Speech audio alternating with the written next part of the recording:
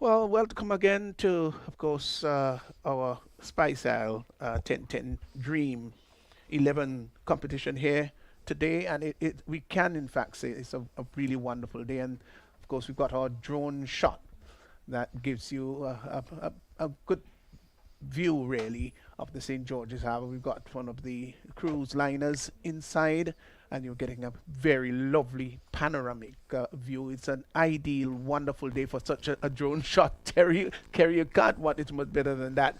And it comes right now to the National Stadium, where we get a great panoramic aerial view of a wonderful stadium with tremendous potential. And of course, today is going to house the first match, of course, where the Nutmeg Warriors, they in fact had victory yesterday, so they will try to make that a second one today. But it is a lovely day here at the National Stadium, as we can tell you. And a little later on, of course, in the broadcast, we'll be able to bring up for you the pitch review, and so that we can have a fair idea as to what sort of pitch conditions we'll have for this particular encounter this morning, which would start at about 11:45 thereabout. And looking at the ground itself, it looks rather lush green. Don't forget that we are in the middle of the dry season, so to speak, although quite admittedly we did not have a harsh dry season this year. We've had quite a bit of intermittent rain falling throughout Grenada, maybe with the exception of the southern part that looks rather parched and rather dry. But you've got to also remember that down the south is rather rocky indeed. Kerry, it's a resplendent, ethereal, lovely, glorious day.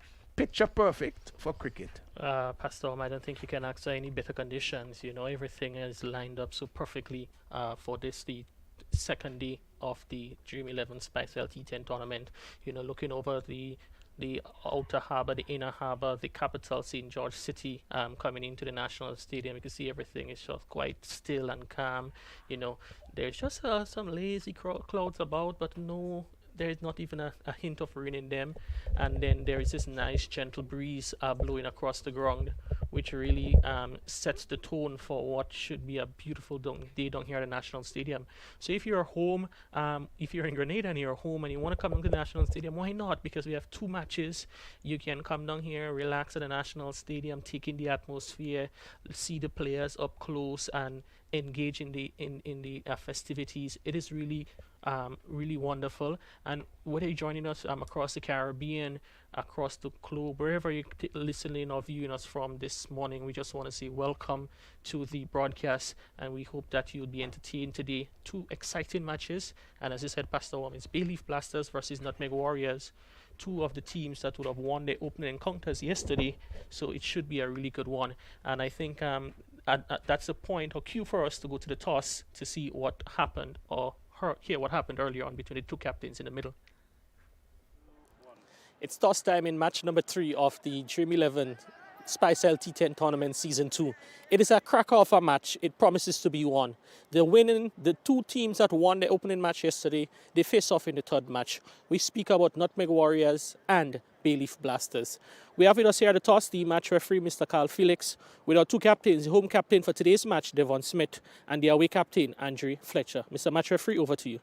Gentlemen, this is the coin we're going to use. This is tail, this is head, home captain, with spin. Heads. The call is ahead, and it is ahead for the third time in a row. Nutmeg Warriors, Andrew Fletcher, if you want to toss, first of all, congratulations to you guys off to a winning start yesterday. Must feel good to get the first one in the bag. Of course, you know, it's a good way to start. We don't want to dwell too much on it. It's already gone. I'm grateful for it. I just have to focus on today's game. Must have been quite proud with the effort from your guys in the field yesterday. Would have done quite a good job. Would you say so? Yeah, for sure. You know, fielding can win you games, and we saw yesterday the run it with Qatar kind of turned the game around. So, as I always mention to the guys, we have to take our fielding as serious as possible. But you know, I'm hoping that we step it up again today in all three aspects and come out with another win. All right, I don't think I'm sure I'd ask you, but what's the decision of the Nutmeg Warriors? The decision is to bowl first, send them in, try to restrict them as low as possible, and chase it down. We see Bayleaf Blasters, they won yesterday. A newly revamped team, quite a few experienced players coming in. Hodge, Robinson, the bowling look quite stronger also this year. Yeah, looking forward to seeing them, battling them this morning. Yeah, it's T10 cricket. As I always mention, there isn't any warm-up balls, and batters have to be ready. So it's a good quality team. We don't want to take them for granted, but we have to focus on our strength. And once we execute as well as possible, for sure we can. I don't see anything beating us. All right, well, Andre, all the best for this match and the rest of the tournament. All right, thank you. Devon, you won the toss yesterday, lost today, being asked to bat first. What do you think might be a good total you guys can set on this track? Well, yeah, anything about 110, 120 would be a good total. Knowing the caliber of players they have, especially Fletcher, if he get going early, he can lick up the runs and put pressure on us. So we're looking to bat properly and see if we can get a decent total on the board. Well, I wouldn't say yesterday you were not really tested much with the bat. You had a modest 76 to score, which you did, but the bowlers, you must really feel proud of the effort of your new look bowling attack yesterday. Yeah. In this tournament, I said once we bowl properly, you will win matches. I'm not worried about the batting. The batting will take care of itself, but at least, once you bowl properly and bowl team under 100, you give yourself a big chance to go there and win. All right, winning yesterday, coming up against this big match this morning. What's the mood like in your camp? The guys feeling pumped up. We are ready, set and ready for this game. It's a T10 game. It can go anywhere. But at least, if you do the three things right, batting, bowling, and fielding, you give us a chance. All right, well, Devon, congrats. We want to wish you guys all the best today and the rest of the tournament. Thank you very much. All right, so that was the captains. Just to recap it, the news from the middle. Nutmeg Warriors have won the toss and they've asked Bayleaf Blasters to bat. And that's right. So the Nutmeg Warriors, they've won the toss and they've decided to field. We should let you know that the umpires are going up. We will give you the lineup shortly. But I can tell you that they're fielding an unchanged team. That's the Nutmeg Warriors. I'm going to give you Nutmeg Warriors team. And of course, Kerry is going to give you the lineup of the Bayleaf Blasters. So it's going to be some war here and there'll be some blasting involved. Andre Fletcher, of course, leads the team as usual with the number 72 jockeying on his back, Akeem Alexis. Weevil Benjamin, who played a flashy innings yesterday, will want to repeat that. Kieran Kotoy, of course, always jubilant and full of energy in the field. Had a wonderful run out yesterday. So he's on. Daryl Cyrus, the leg spinner. Ashton Jackson, Sheldon Joseph, Donald McDonald, my favorite name, that is Keyshawn Mitchell, Alexis Moses, Shondell Regis. So that's the lineup, of course, for the Nutmeg Warriors. So let's go to Kerry, who's going to give us the Bayleaf Blasters lineup. Yeah, similar to the Nutmeg Warriors, Bayleaf Blasters, they also have an on-change 11 today, led by Devon Smith, number 28, Amical Dubisset, the Seamer, number 10, Caden Felix, number 7, Kavim Hodge, who had an excellent game, the player of the match in match 1.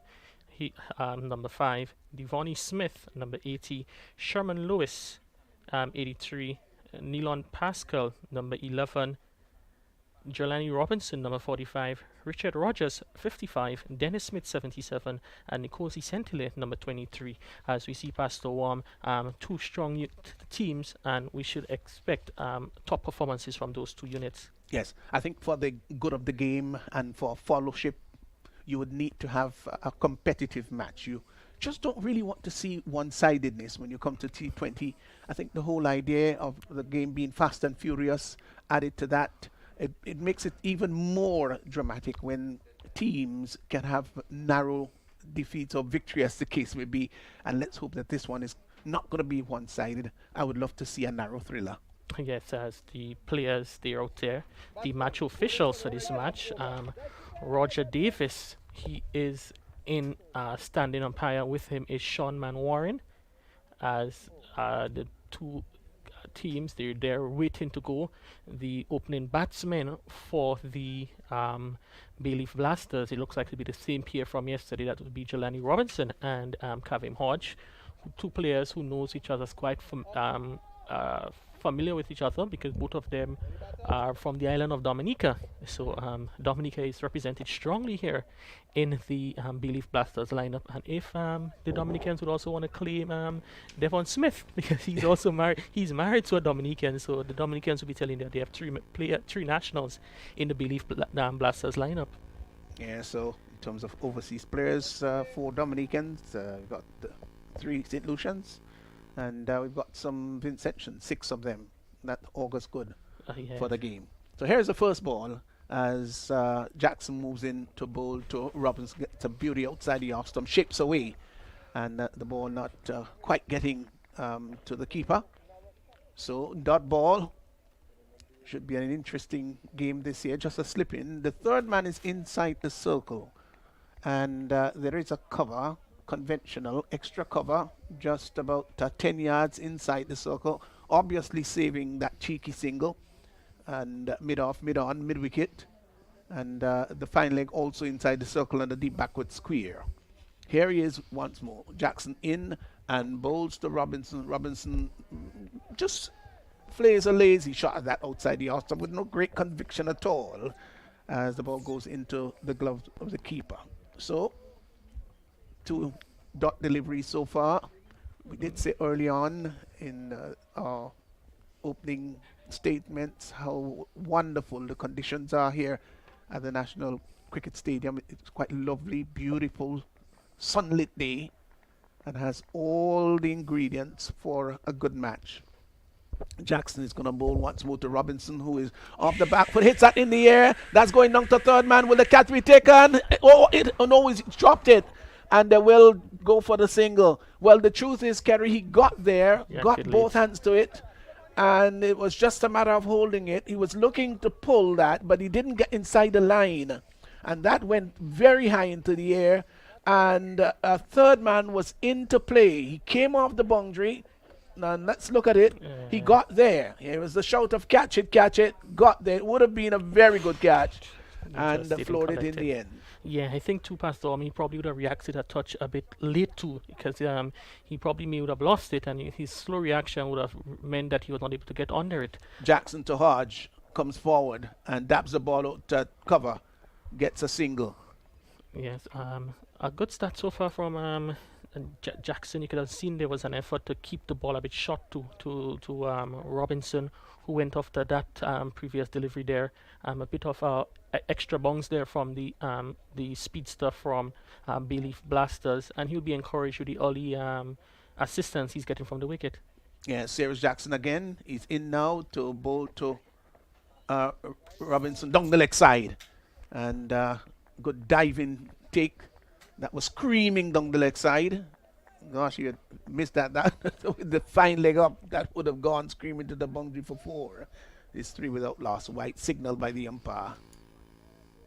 So you can look at the cordon there in the offside, on the offside, walking with the bowler in all alert as Jackson is in once more and bowls outside the off stump. No ball signal by the umpire, and that's going to go over the boundary line, and that's going to go over the boundary line for byes.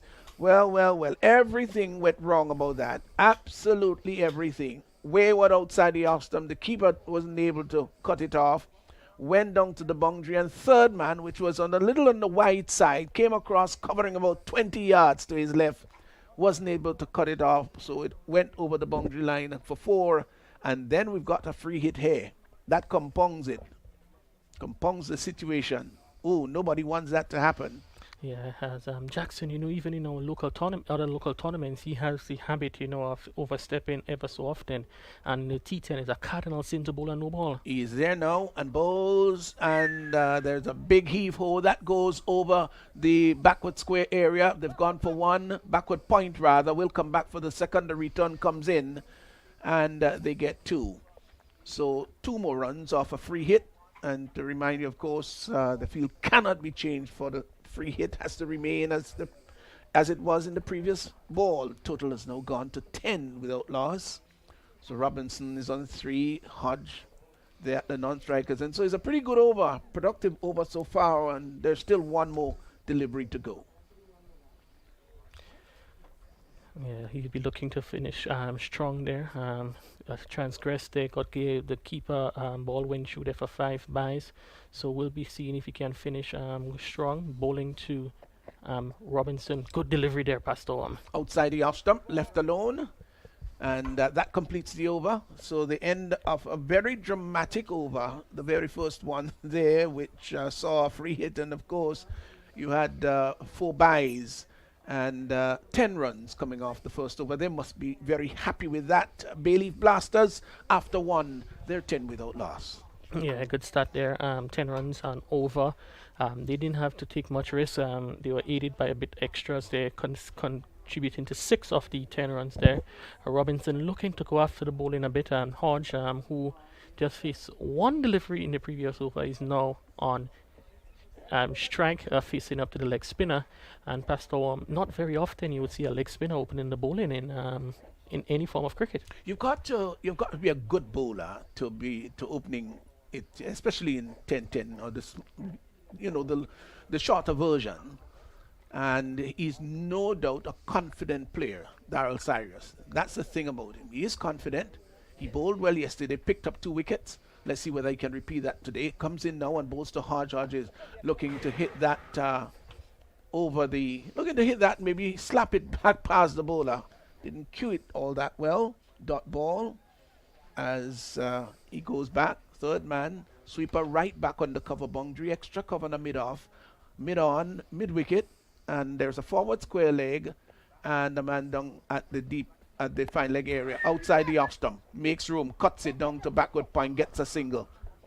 So Hodge is off the mark. He's gone to 1. He's gone to 2, beg your pardon, and the total has gone to 11 without loss. Yes, and see quite a bit of protection in that area of the field there where the ball went previously. You see a shot third man, gully, backward point. Quite a heavy bit of protection.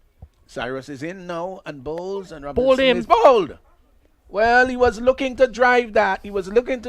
Maybe inside out. Never got to the pitch of the ball. And it just seemed to have gone straight on. You're not going to get any great sense of turn. Now, let's look at this on the replay. They've lost their first wicket. That one was given pretty decent flight. And driving, it was the googly, wasn't it? It was the googly. You've got to be a confident bowler, really, to be bowling. He probably was looking for the leg spinner, conventional leg spinner. Came into him, beaten and bowled all over the place. So Robinson goes, bowled there by Cyrus. He is gone for 3, and Bayleaf Blasters, they're 11 for 1. Yeah, very good delivery there, and I know Cyrus will be feeling quite happy with that dismissal, knowing that he has put in some work in recent times with that googly. As you can see, pitch and came back into the right-handed batsman and losing the dangerous Jelani Robinson quite early. It's a big blow for Bayleaf Blasters, which brings to the crease a man who has seen it all and who has played it all, Devon Smith. The third Grenadian to play Test cricket for the West Indies, leading the charge of the Bayleaf Blasters in this tournament, is now decreasing position number 3. And of course, the leading run getter in the history of regional cricket, Devon Smith.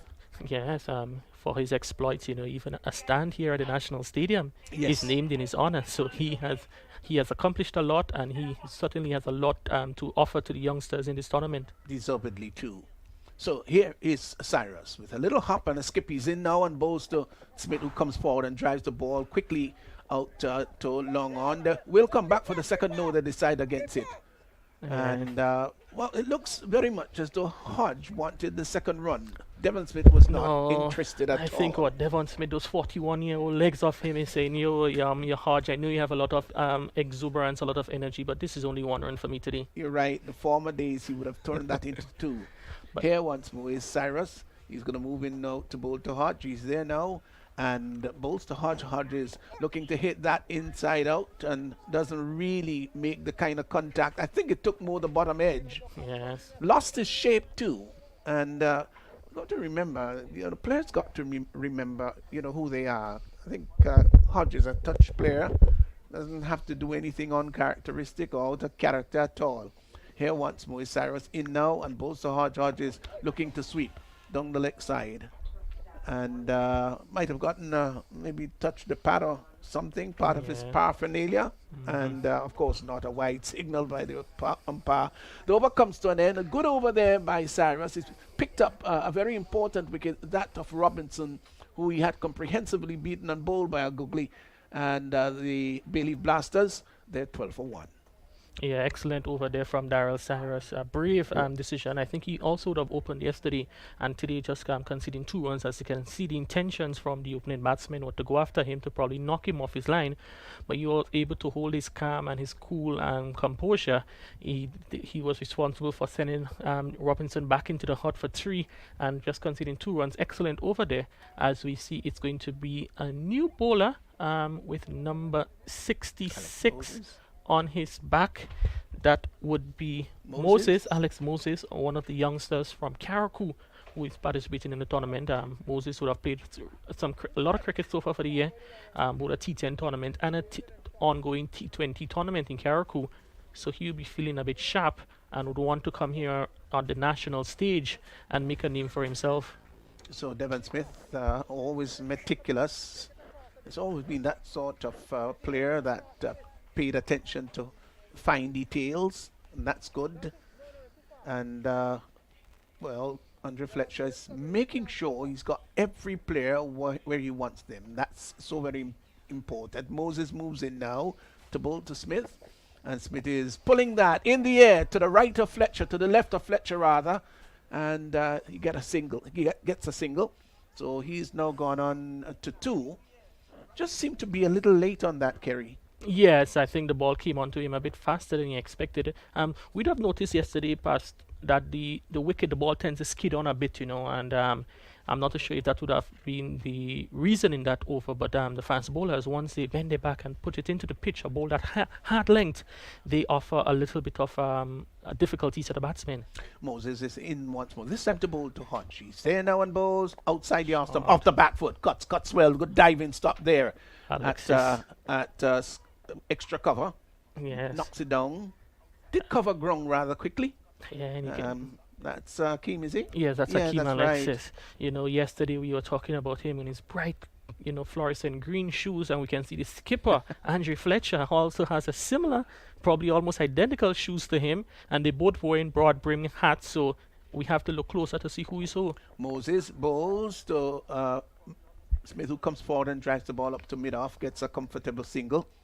He is now moved on to 3, and the total has gone to 15 without loss. But it was really a lovely save. It was traveling very quickly. The outfield is fast, so fielders got to be off the turf very quickly, off the mark quickly. Moses moves in once more to bowl to Hodge, who to this delivery is coming for, gets a Yorker-like delivery right up in the block hole and came down rather heavily on it, turned it out on the outside. The bowler ran quickly, picked up, but by that time the batsman had crossed, saw that there was no danger, so didn't shy at the non-striker's end.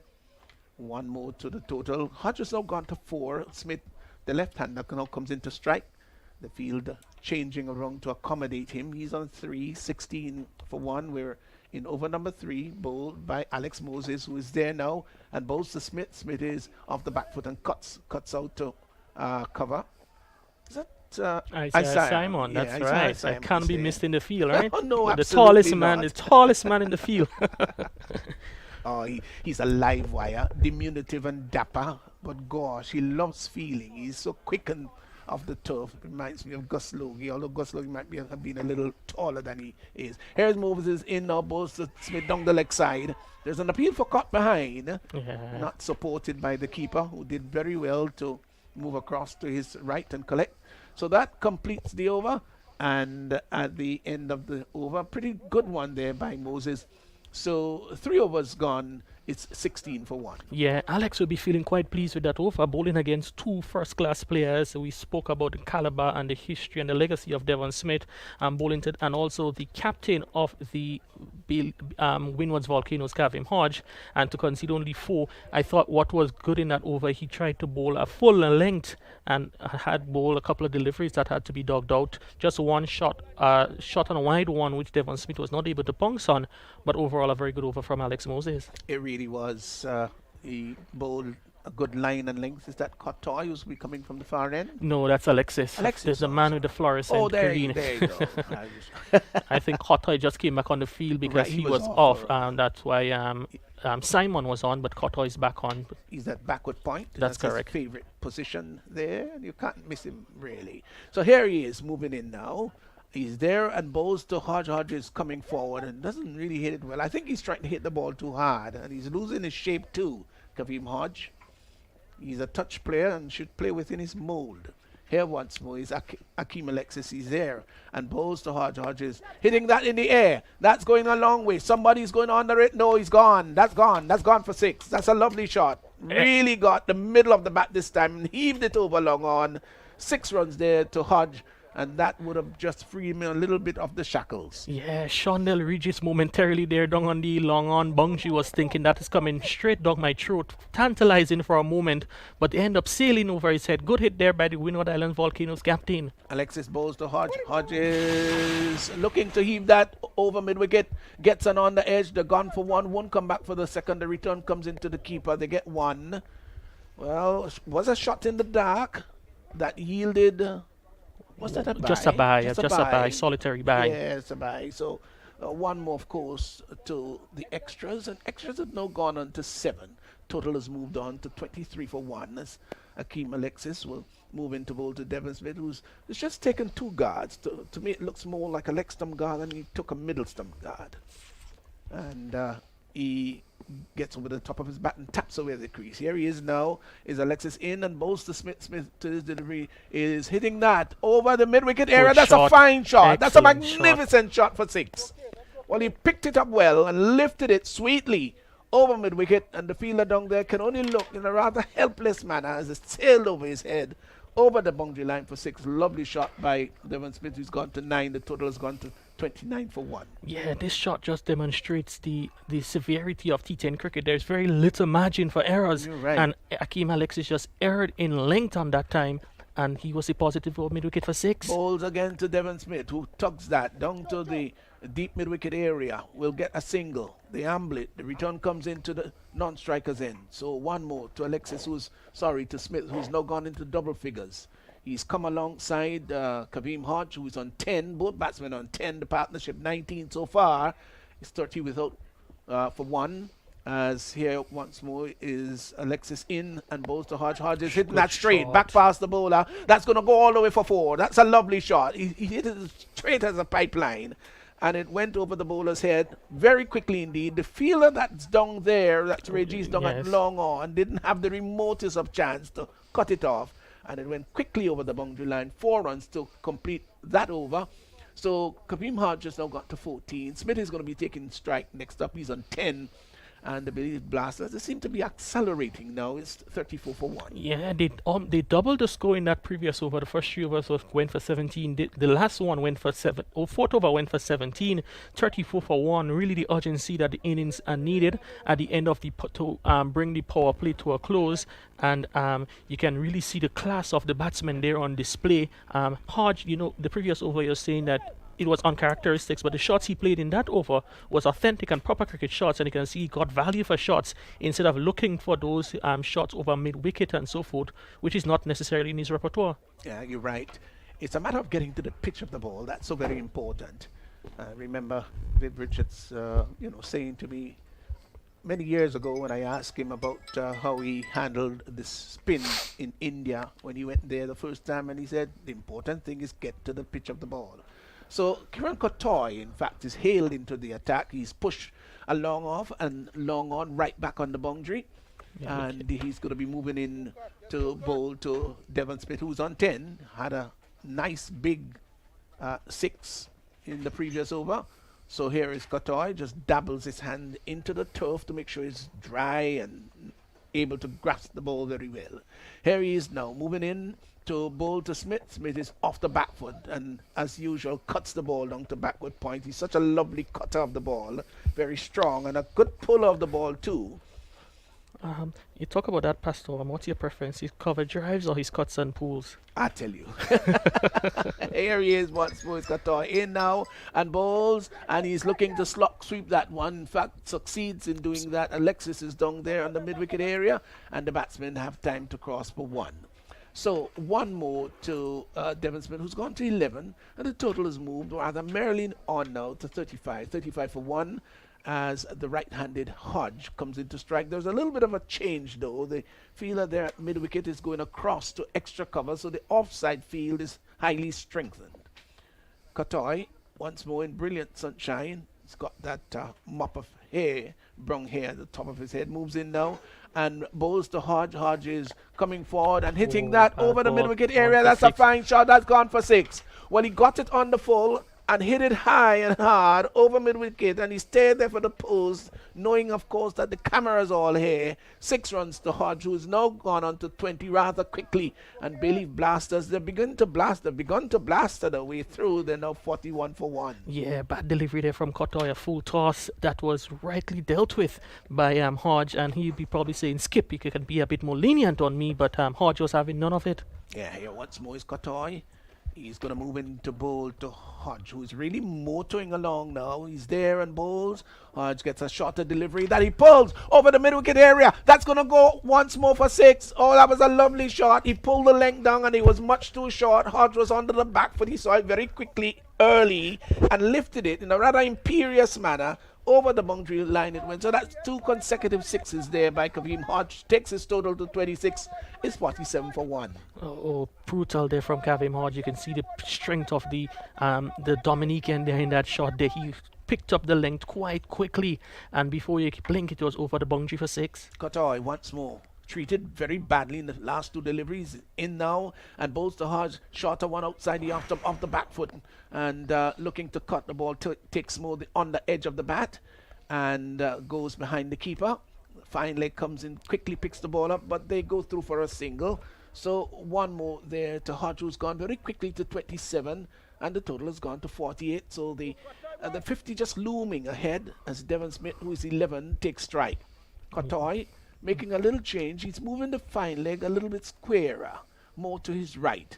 He's there now and passes the umpire and bowls to Smith. Smith is off the back foot and pulls down to backward square, and the ball is going to beat the backward square boundary fielder over the boundary line. It goes 4 runs. It was short. It was badly lined down the leg side. Smith got onto the back foot and just helped it on its way. 4 runs. The 50 has now been posted. It's 52 for 1, and the blasters are really blasting now. Yeah, halfway stage, they have really upped the ante. Within the last 2 overs, they scored 35 runs. One, Akeem Alexis, the 4th over going for 17. Kotois, the 5th over going for 18. 52 for 1. Pastor at the halfway stage, they would be really looking to double that and get more, maybe 115, 120 to set an imposing target later on. Yeah, I always say when you get up to the 100 mark, it's always a challenge in the 10-10 tournament. If you get up to 200 in the 2020, you can also think that that's a pretty good score. So they're on course after 5 overs. Halfway stage, they're 52 for 1. And if we're going sequentially, then they can get up to that 100 mark. Yeah, it's going to be Alexis again looking to redeem himself from that previous over, bowling to now 2 set batsmen. One that is outside the awesome that he tugs down to the mid-wicket area. The catch is going to be taken. Yes, gone. Fine catch there by Regis. So Regis had to run across to his right. You've got to give him credit because he covered about 20 yards to his right, kept his eyes on the ball all the time, and took what turned out to be a rather easy catch. It turned out to look that way, but it was challenging. And so he goes, Kavim Hodge, caught down there on the deep mid-wicket area boundary for 27. He played his role very well. A fine innings have come to an end, and the total now 52 for 2. But this is a very important breakthrough for Nutmeg Warriors. Oh, excellent. Much needed breakthrough indeed, because Hodge and Devon Smith, their partnership of 41 came in relatively quick time, and they would be feeling, Nutmeg Warriors would be feeling quite happy to see the back of Kavim Hodge, because he was really inflicting some punishment on the bowlers of the Nutmeg Warriors. He hit 3 sixes and 1 4, 27 runs off 15 balls. And I think Pastor Wam, the shot, though it was a good shot, but I think he would have probably targeted the wrong end of the ground, because the wind would have played a part in keeping that ball within the field of play. Had it been on the opposite side, he might just have sailed with the wind over the ropes of 6. Yes, and brought about his demise, as they say, hard luck, as the two Smiths are now there, Dennis and Devon. Yes, uncle and Uncle nephew and nephew. partnership. Oh, what a we partnership. we have seen it so many times that yes. in local, regional cricket, and here they are back again in the T10 tournament. Well, here is Alexis in now on balls to Devon Smith. Devon Smith is off the back foot and cuts well. And we'll get 4 runs. Lovely shot. Katoy hurled himself to his right in rather spectacular fashion. Wasn't able to cut it off. And I tell you what, if Katoy doesn't cut that off, there are not a whole many other people who can cut that off. It was hit it right on the top of the bunks, Devon Smith. And that went down to the boundary for 4. He's now got to 19. It's 56 for 2. Yeah, vintage Devon Smith there. But you never answered the question, Pastor Wam. Oh, in his earlier days, I loved the drive. Later on in his life, that's Devon Smith we're referring to. There's just something about the pull shot, especially the short on jab.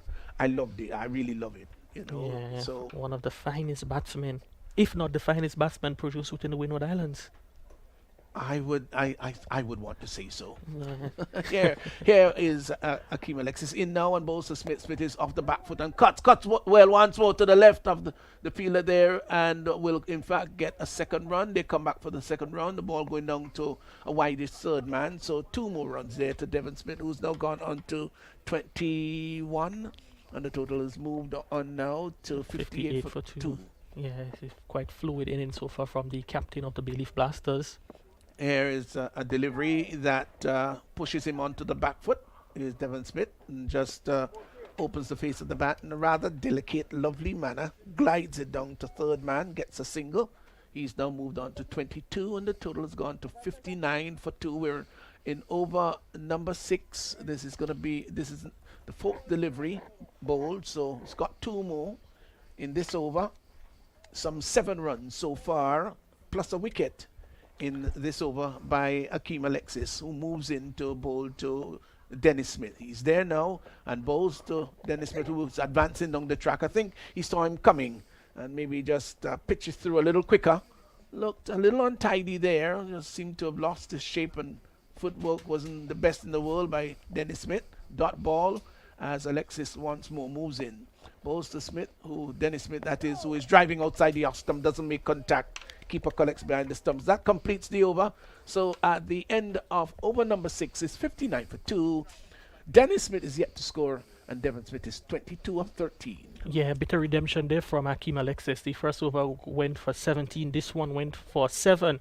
And the wicket of Kavim Hodge. So he will be happy with his returns in the second over, as the Bayleaf Blasters now find themselves at 59 for 2 with 4 overs to go. Devon Smith is out there in the middle on 22. Recently joined by Dennis Smith, and they'll be hoping to keep the momentum on, as we see it's going to be a new bowler into the attack. That is going to be Sheldon Joseph, taking up the attack from the Dabo end of the ground, bowling to the Smith pair, and he'll be looking to see if he can dislodge one of them and make himself and the captain very happy. Yeah, you do that. You put a bit of cat among the pigeons, so to speak, figuratively speaking here. So Joseph is going to move in. He's got a short third man. There is a backward point. You know who is there. There's no need for me to tell you who's at backward point. Extra cover. The sweeper is right back on the boundary. Long off, long on. There's a deep mid wicket as Joseph is in now, and both Devon Smith gets a Yorker-like delivery. Turns to forward square. They've hustled for 1. They're coming back for the second. They've got to hurry. The return comes in. Oh, but it was not the best return in the world. Bit of a wayward throw there, as we saw Devon Smith had to turn on the actually it's 1 shot. So all of that just for 1 run, 1 shot being signaled by the umpire there.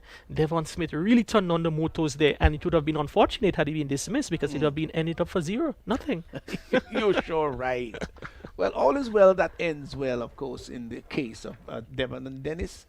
As he settles over his bat, Devon Smith taps away at the crease in a rather merry manner. He's there now, Joseph Bowles, and he turns that nicely down to backward square. That's 4. No, that was a lovely shot. It was slanting down the leg side. It was badly lined, and Devon Smith just got inside the line and helped it on its way down to the backward square boundary. That was played in such a skillful manner. We can see the replay now, and oh, that was lovely. That really was lovely. And the deep backward square fielder didn't have a chance at all to cut that off. So 4 more to Smith. That's Devon Smith, who's got to 27, is 64 for 2.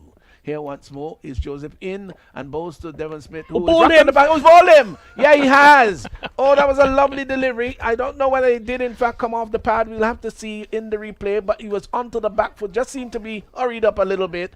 And the bails are spattered all over the place. Let's see whether... Did he get did it touch it went right through? I thought for a fleeting moment that it might have just clipped the pad on its way through. No, it went through the gate. The gate was very, very slim, I dare say, but it went through. So Devon Smith is gone for 27 or 16. 63 for 3, 63 for 3. Well bowled, Joseph. Yeah, good delivery there. Could I see that one pitched outside, just outside the line of the leg stump, moved across the left-handed Devon Smith and knocked back the off stump. Very good stuff there from Sheldon Joseph, able to dismiss the veteran Devon Smith and brings now to the crease Nkosi St. Hilaire. Last season, St. Hilaire would have been wearing the colours of the Saffron Strikers, and this year he has migrated to Bayleaf Blasters and will be looking to see if he can finish strong for his team and help set a competitive total. Yeah, well, he's got that in mind, no question about that. You must be referred to a veteran by now. St. Hilaire. Yeah, he has played quite a lot of cricket. I think he at the under 15s, the under 19s, he played represented the national team in the past. So he definitely has veteran status. Joseph to St. Hilaire, who dabbles at that outside the ostrom, but in a sort of schoolboyish manner.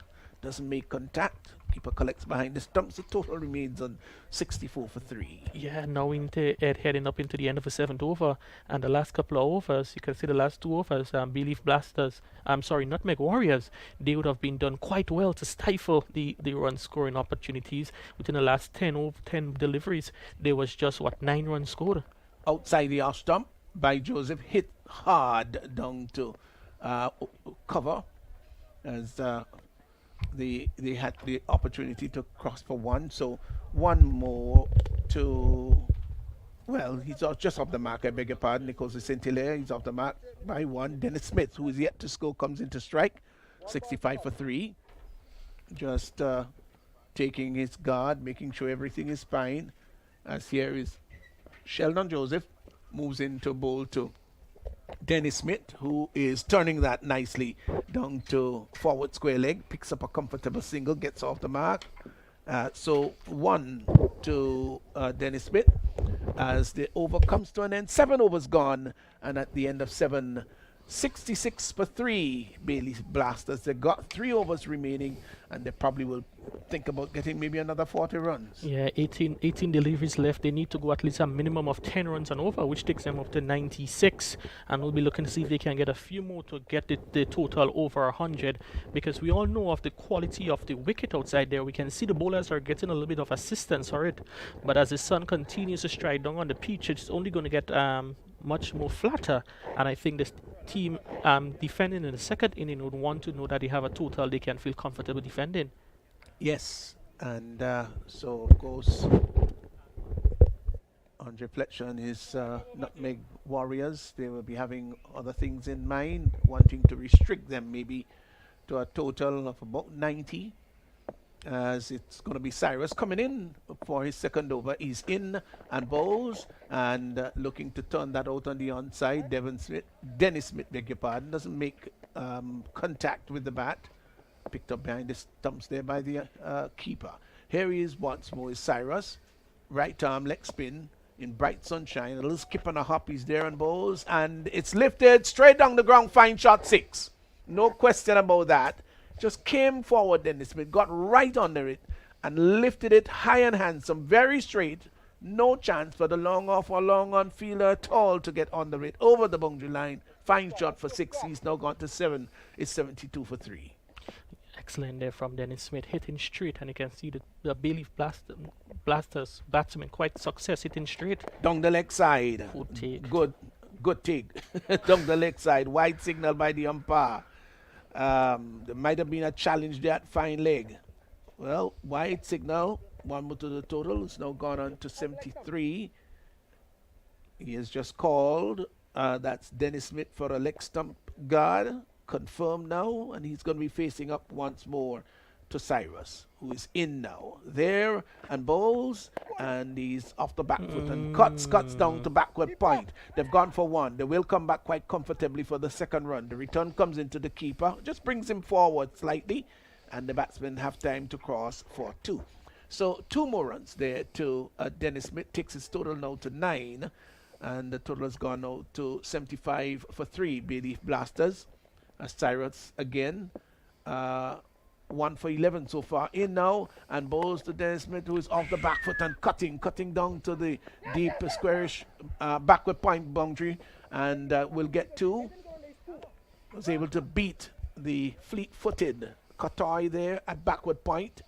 So 2 more to Dennis Smith. It's gone into double figures, gone to 11. All 7s on the board, 77 for 3. As the backward point is taken away. It's more down to deep cover, sweeping. Dennis Smith, 11. Because he's in Tile, 1 looks at the non-striker's end. Cyrus is in now, and bowls to Smith. Smith is driving the ball up to long on. Regis comes off the boundary, gets a single. So 1 more to his total. It's gone now to 12. Brings Nkosi Sintile into strike, who's yet to, yes, he's 1, beg your pardon. 78 for 3. We're in over number 8. This is a final delivery in this over coming up, as Cyrus, 1 for 14, moves in now to bowl, and he's bowled him. Oh, knocked him over. An absolute beauty of a ball. You know what? I really enjoy the bowling of Daryl Cyrus. I think he's such a confident bowler. Knocked him over. Let's look at the replay here. We've got it. Yes, hit. He was looking maybe to hit that maybe through mid-on, and took him on the pad onto the stump. And so he's gone for 1.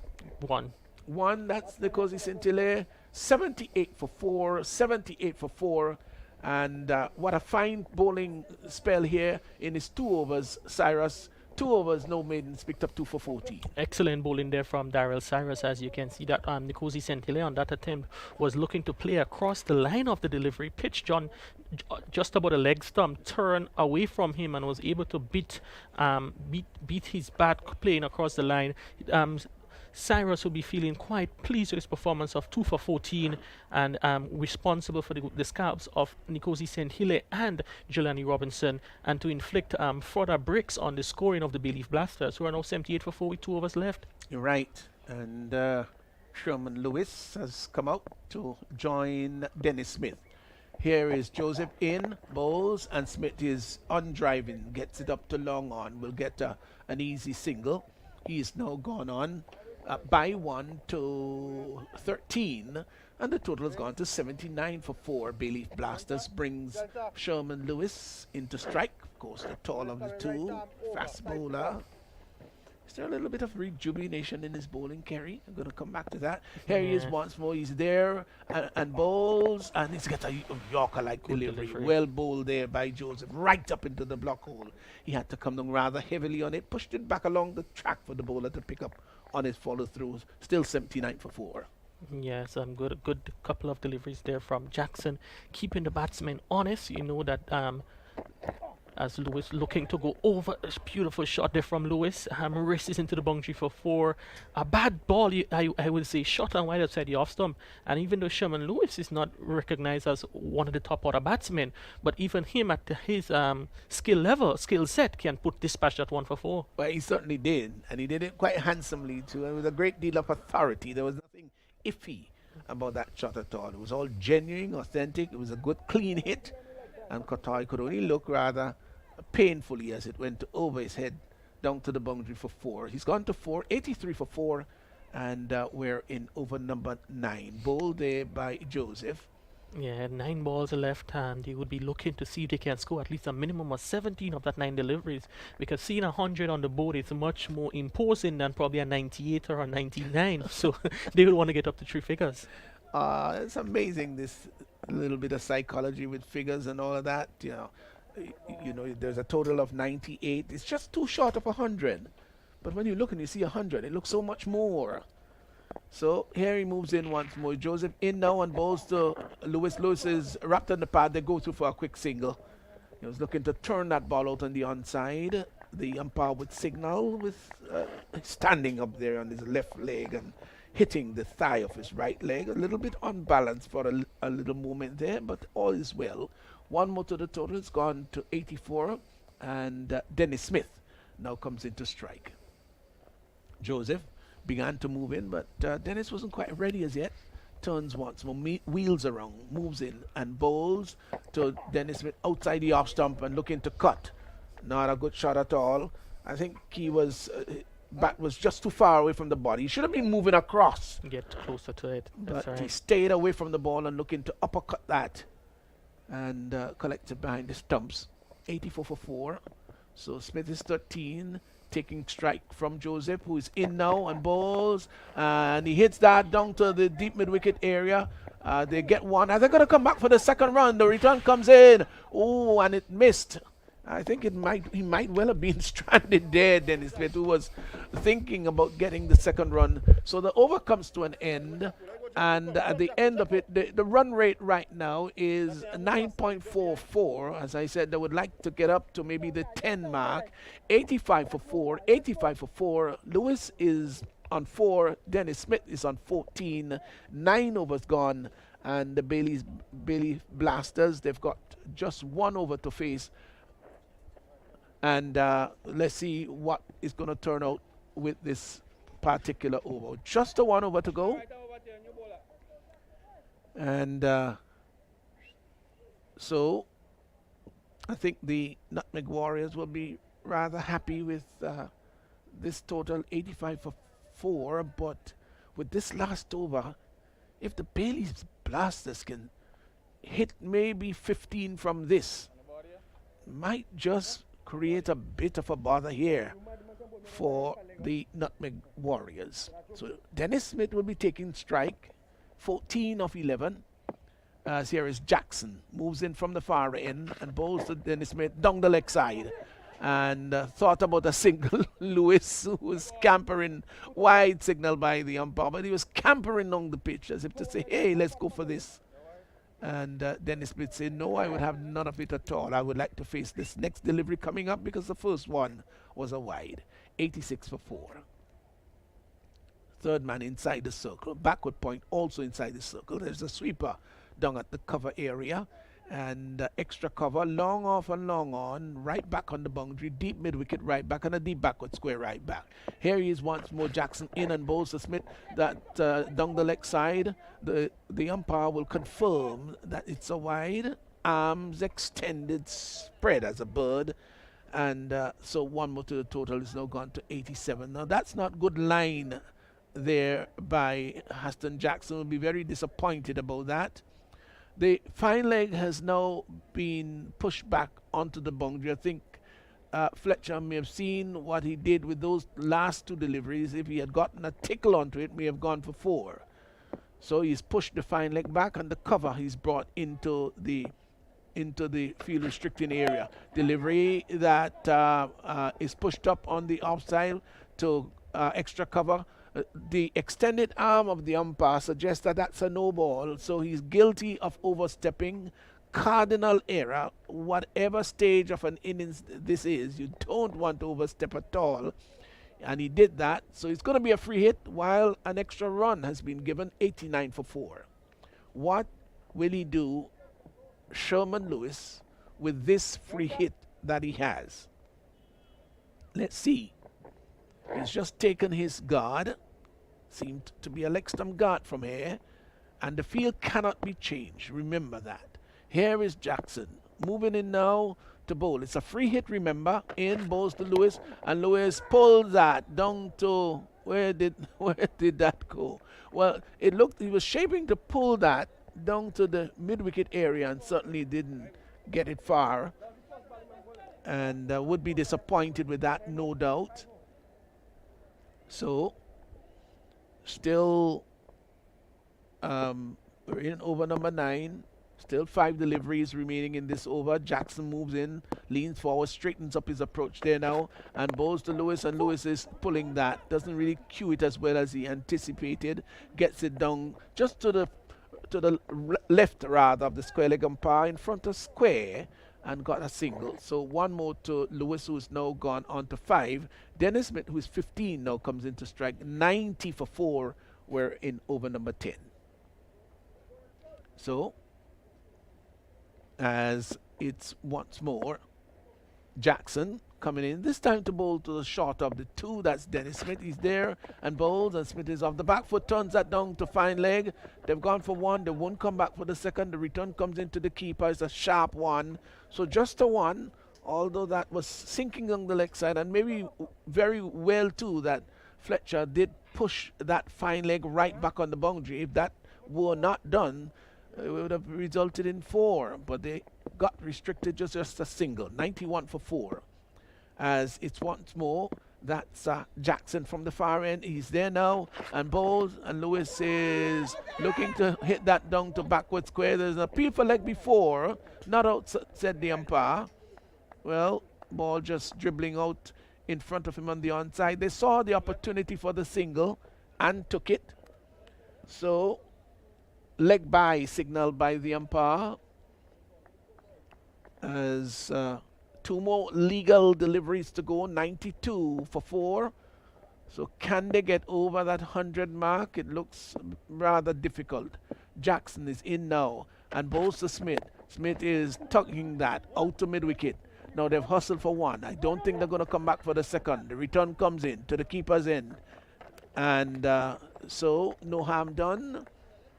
1 there. So this is turning out to be a pretty good over here by Jackson.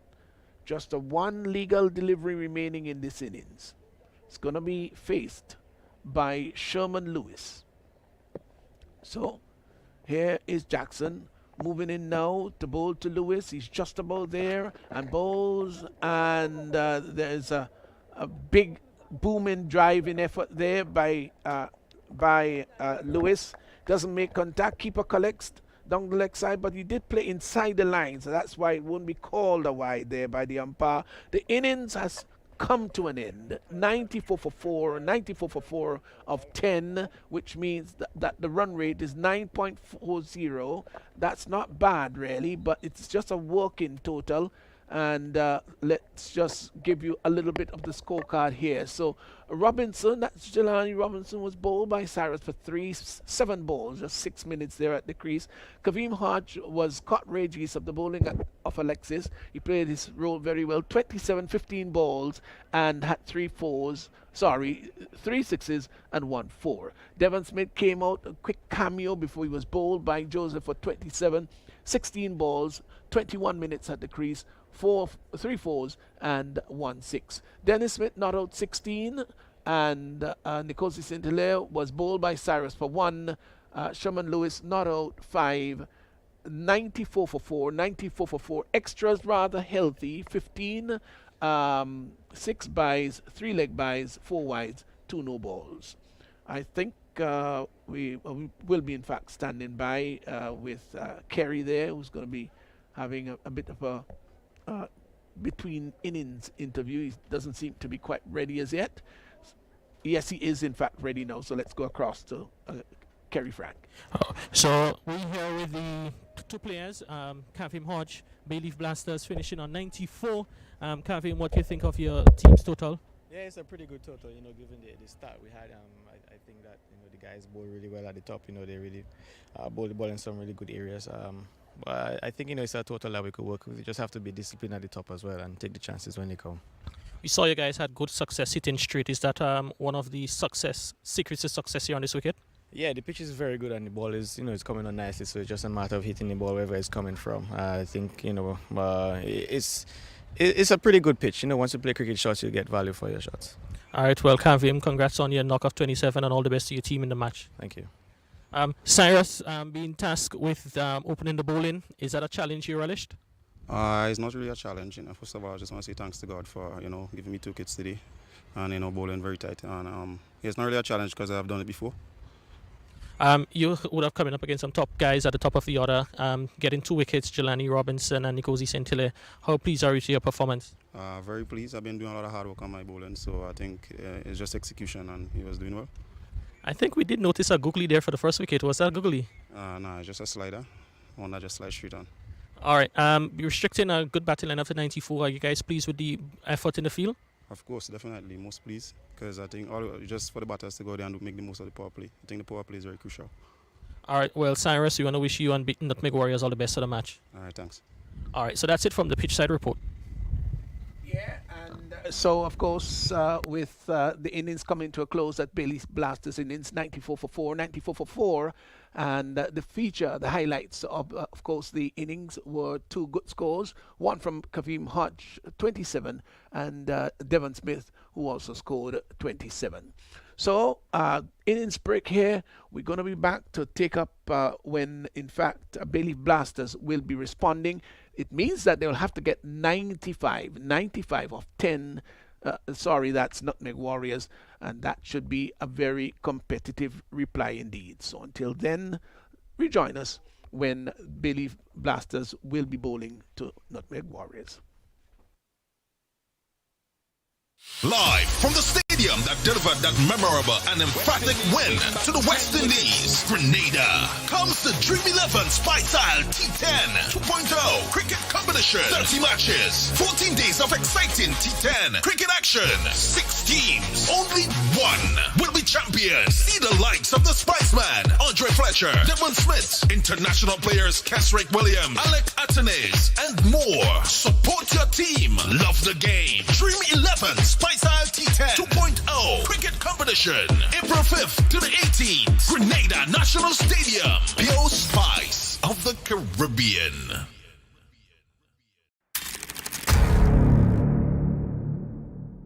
Deeply rooted in our rich ancestral traditions. Spice Mass, the return, a celebration of life. Welcome to Spice Mass 2022.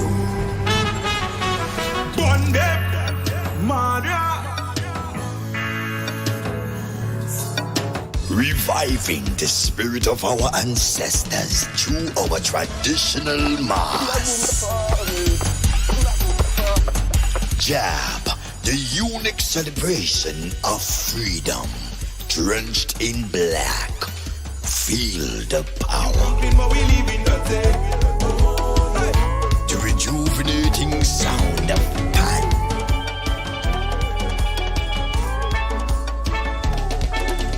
A display of colors in fancy mass.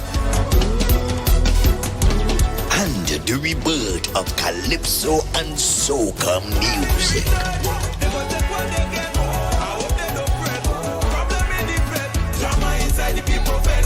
The biggest and safest summer festival in the region. August 8th and 9th. Let's go to Grenada for Spice Mass. Call your booking agents and get your tickets today.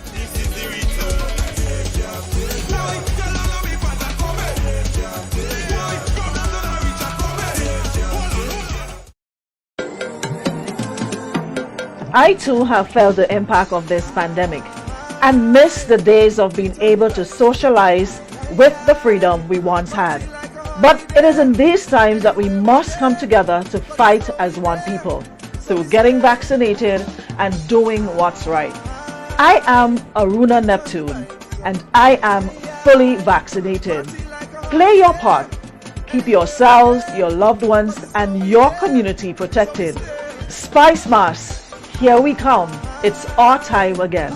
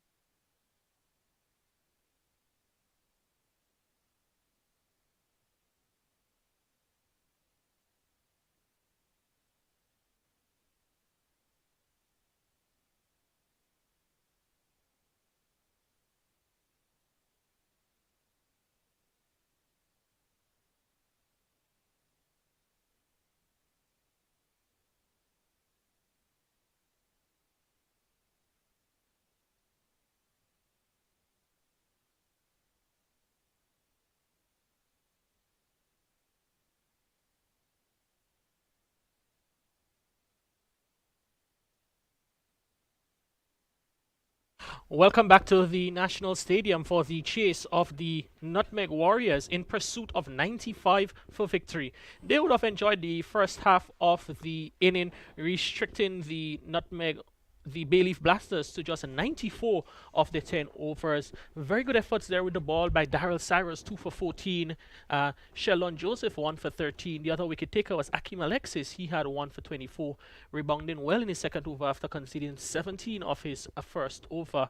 The top batters was both 27 apiece for Kavim Hodge and Devon Smith. And I think the Bayleaf Blasters would be feeling a little bit underwhelming with the total that was set. At one stage, they were 52 for 1 after 5 overs and finishing on 94 for 4. They would feel that they were a few runs short. The players and the umpires, they're all out in the middle. As we see the opening pair for the Nutmeg Warriors, they're in the middle. That is Andre Spiceman Fletcher, captain of the Nutmeg Warriors. With him is Sean Del Regis, who is in really excellent touch, who would have scored a fantastic 55 not out yesterday, and he will be feeling good about his personal form and will be hoping that he can continue or follow up with another good performance today. Andre Spiceman Fletcher, his name speaks for himself as to the caliber he had, the caliber of the player he is, and his recording. This is shorter and shortest versions of the game.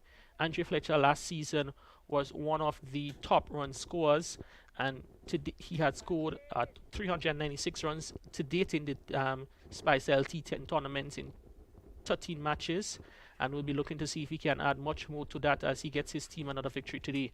Hodge is in first to Fletcher, and it's going to be a battle between the Grenadian and the Dominican teammates on the Windwards Volcanoes. Hodge normally opens the bowling for his teams in the T10 tournament. We could have seen he have done this similar in St. Vincent as he's into Fletcher. Short delivery, and Fletcher uses the short arm jab over the boundary into the stands for 6. Excellent shot there from Fletcher. He picked up the length quite early, and with just a flick of a wrist, that ball was flying over the backward square for 6. So Fletcher is off the mark, and he, with a big towering 6, the Nutmeg Warriors, they're 6 without loss.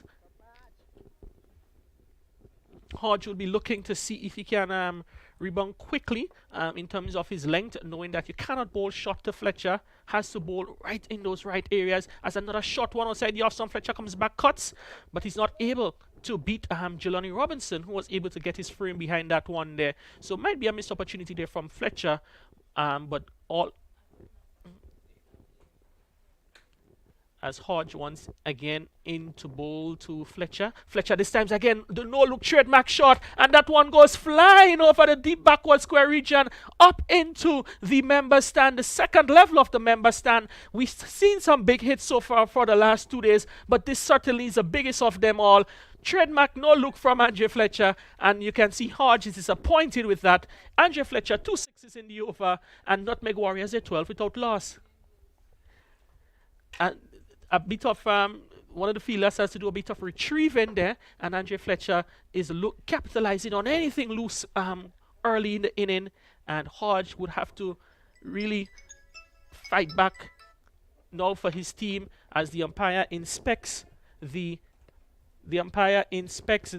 ball, which was gotten a serious dent in the previous delivery. This one is shot down, sliding on the leg side. Andre Fletcher just caresses it between the fielder at backward square and fine leg into the long leg boundary for 4. So Andre Fletcher, he's off on a roller coaster this afternoon here at the National Stadium. In the first over, it's already 16 on only 5 balls has been delivered there. Andre Fletcher making a statement quite early in this innings.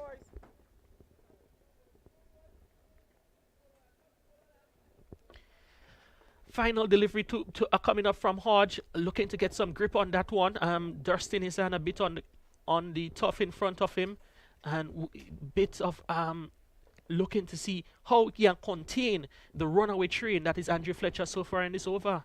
And another shot one comes back and pulls. This time there we have Richard Rogers stationed on the mid-wicket boundary. The batsmen, they cross over for a single. A very expensive first over, one which conceded 17 runs off the bat of Andre Fletcher, and the Nutmeg Warriors, in pursuit of 95 for victory, they are 17 without loss.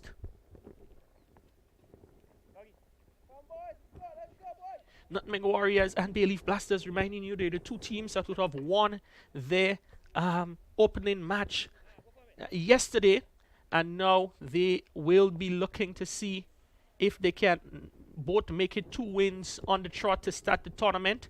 It's going to be opening the bowling from the southern end.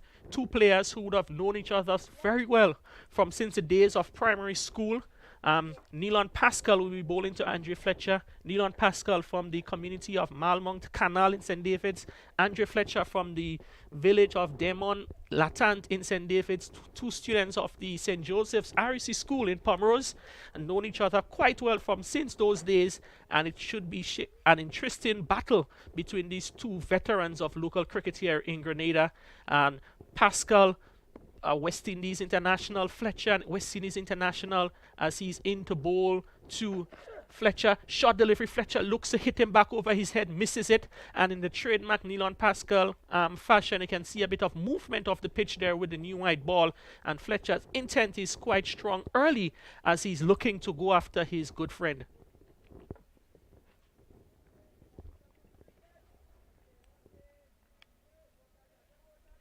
The Nutmeg Warriors off to a good start, and Fletcher so far has faced all 7 deliveries. The not-out batsman Shondell reaches, non-striker, and Fletcher advances down the track to a short delivery from Pascal. He's able to open up his body and hit that over the offside for 4, and we can see now that shot has inspired the captain Devon Smith to make some changes as he calls in the fielder, that is Dubisset, who is stationed on the long leg boundary into the shot, or what we'll say the 45, and the fielder is stationed now back on the cover boundary. That looks to be Jelani Robinson. He's been asked by the captain to remain out on the boundary. We saw yesterday Kem Charles would have dismissed Andre Fletcher in a similar area, and Fletcher advances down the track to Nealon Pascal, hits him over his head, long and high and hard, up into the second stand of the members pavilion, and that's a big touring 6 there from Andre Fletcher, and he's really taking advantage of the bowlers here in the early proceedings. 6 more to Fletcher. He's on 27, and he has scored so far all 27 runs scored by the Nutmeg Warriors.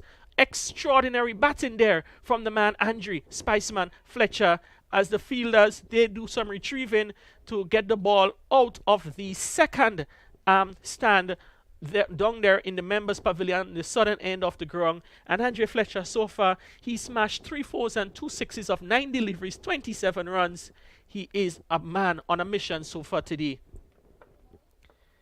We see the umpires. The umpires are third umpire for this match, Dighton Butler, getting out into the middle with a replacement ball.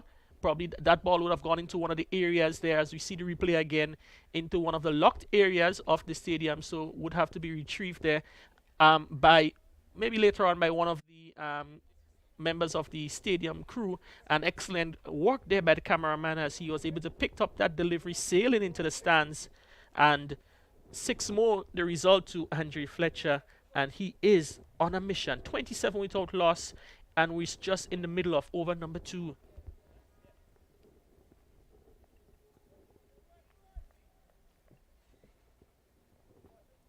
Just reminding you, Andre Fletcher continuing off a very good first season in the VPL, where he has a second lead in this Spice Premier League. Short delivery wrapped on the pad. Big appeal there from Nealon Pascal. He's a bit distraught that he was not able to get the decision of the favor from the umpire. As we look at that replay again, delivery from Pascal, short in length, rising delivery, hitting batsman outside the line of the off stump. Very good decision there by umpire Sean Manwaring. And Fletcher, Pascal is a bit disappointed that the decision was not given in his favor, but that one looked like it was just hit the batsman outside the off stump. Fletcher survives, and the Warriors, they remain 27 without loss.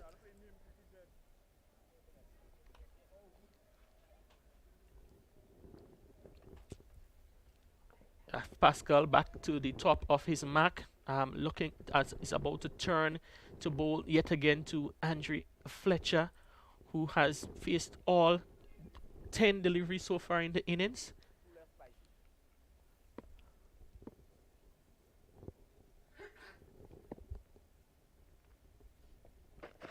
Fletcher advances down the track again to Neilon Pascal. This time the ball beats the advancing Fletcher, passes between his body and the leg stump, goes through to be taken by wicket keeper Dennis Smith, and no runs is scored.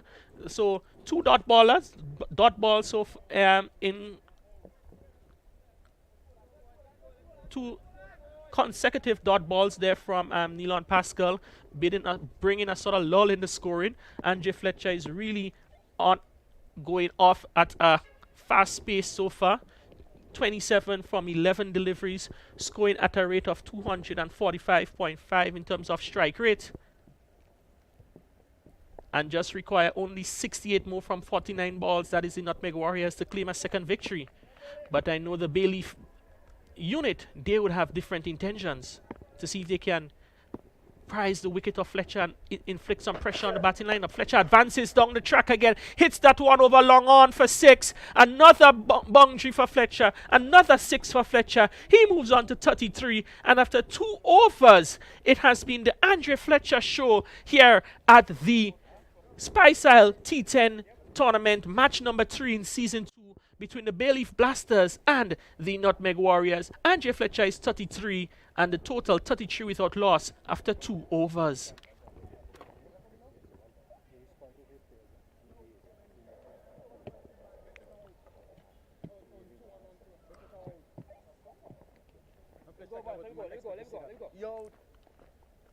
We'll see a change of bowling from the northern end of the ground. That is going to be Amical Dubisset. He is taking up the action. He had a very good spell yesterday, bowled with quite good control, and he has been one of the go-to bowlers for Captain Devon Smith in the 2 editions so far of the tournament. Has served his team well, and in the encounter yesterday between the Bayleaf Blasters and Clove Challengers, Amical Dubisset, he would have had figures of his figures in his 2 overs was 1 for 11 of 2, quite economical, going at 5.5 runs and over. And he's asked now to stem the runs going, for he'll be bowling off to Shondell Regis, who will be facing his first delivery of the inning. And that one is short and wide outside. You have some cut to that's Kavim Hodge there, who is stationed at backward point. No run scored. So it's just now 62 runs of 48 deliveries. They just need to score at just under 8 runs and over. So totally in control of the proceedings at the moment. As the umpires, they call the ball to do a check. And a discussion is now being had between the 2 umpires in the middle. That is Roger Davis and Sean Manwaring.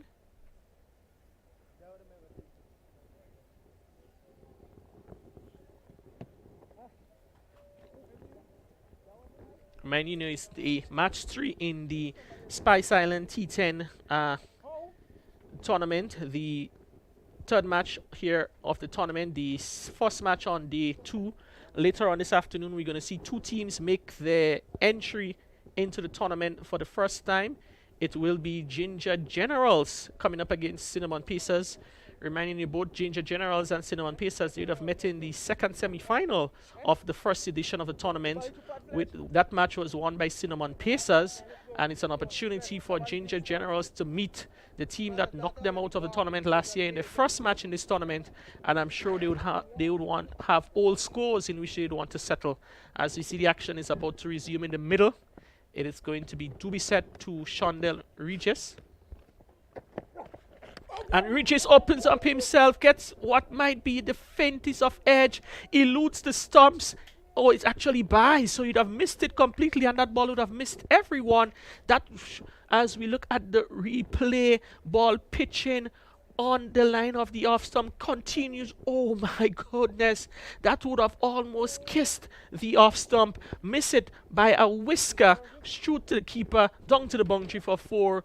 What a close encounter that one was there between the ball and the stumps.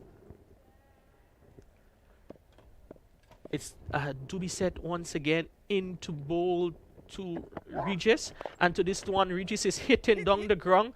He can't beat the fielder there at the mid-on position. That is Caden Felix, who would have done well to stop a well-hit delivery and limit the batsman just to 1. So Regis is off the mark, he's on 1, and brings Andre Fletcher, who is on 33 of 12 balls, into the strike. The field being meticulously set now by Captain Smith for Andre Fletcher, reminding you that we're still into the power play overs, and the 2 fielders outside of the circle for Smith. We see Long On is going back on the boundary, and the other fielder out on the circle, out of the circle, is a fielder at mid wicket. As Dubisset is being bellowed some encouragement from behind the stumps by Dennis Smith. A delivery wide outside the off stump, and signal now wide by umpire Roger Davis, and he would be encouraged to be set to keep the ball maybe a bit closer to Smith, because he doesn't have protection over the offside, and those deliveries outside the off stump, wide outside the off stump, is really an invitation to hit over the top outside the off stump. Knowing Andre Fletcher, he's quite proficient in scoring different areas of the field. And that one again is outside the off stump, as just as I would have spoken, the Andre Fletcher hits that one inside out over the extra cover for 6. Another fine shot from Andre Fletcher. It's now his 5th 6 of the inning, and in just 13 deliveries, Andre Fletcher is 39, and the total is now 45 without loss in over number 3, meaning that the Bayleaf Nutmeg Warriors, they only need 50 of the remaining 7.2 overs to record a victory in this, the 3rd match of the Dream 11 Spice Isle T10 tournament, and also the 2nd victory for the Nutmeg Warriors. Clinical hitting there from Devon Smith, as his bat is being inspected by Kavim Hodge, trying to figure out where that power is coming from. Is it the man? Is it the equipment? And it's being inspected there, Hodge, and he himself would be pleased with the hitting on display shown by Andre Fletcher. Might be a bit on the receiving end, but it's certainly a clinical performance from Andre Fletcher. 39 from 13 deliveries, 2 4s and 5 6s.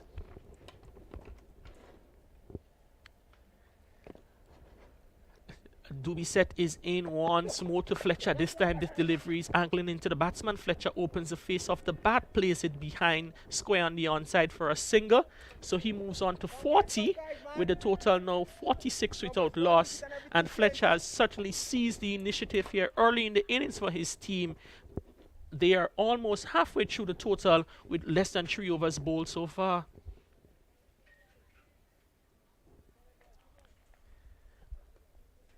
The final delivery of the 3rd over to be bowled to be set, gets set to Regis, who is not quite ready as yet and backs away.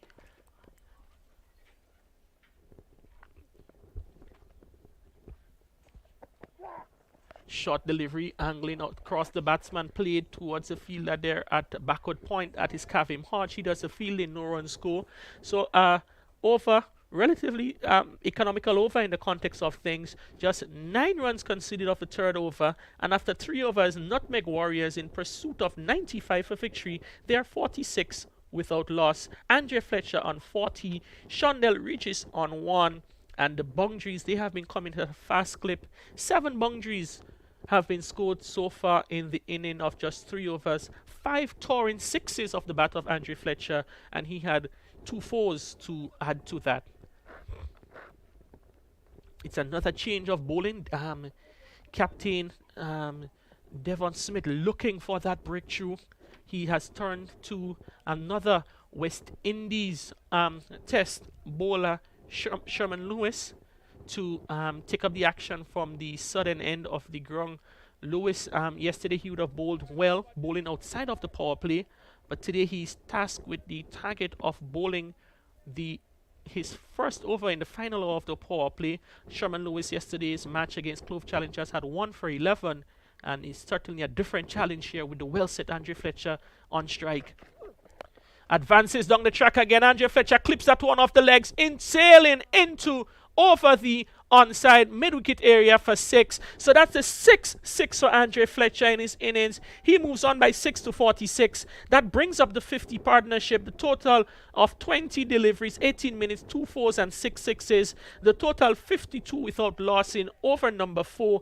Andre Fletcher is on 46. Shondell Regis is on 1. And Andre Fletcher gunning for what could be one of the fastest 50s recorded in the Spice Island T10 tournament. Advances down the track again, doesn't connect, and that one trickles out to Devon Smith on the offside in the who does the fielding there, and Andre Fletcher looking to stamp his authority on the bowlers here. Bowlers he will be quite familiar with, the likes of Kavim Hodge, Nilon Pascal, Amikel Dubiset and Sherman Lewis, and he's setting himself apart, a man on a mission at the moment to help his team across the line to record their second victory. Just 43 runs required from 40 deliveries. A good delivery there from Lewis. He saw Fletcher coming, and he would have pushed the ball across him. Fletcher is not able to connect that well, and the ball goes to the offside, fielded by Hodge. And with the batsman, they were able to complete a single. Brings on strike now Shondell Regis. His knock yesterday of 55. He's merely a passenger in the a spectator in the Andre Fletcher show today. Reminding you, he's only 42 from 39, just over 6 runs and over. The Nutmeg Warriors in total control. Short delivery, where Regis tries to get inside the line of that one to pull, doesn't connect, goes through to the keeper, but it's signaled wide by the umpire. So another run to the total, another extra to the total, pushes his score to 54 for naught.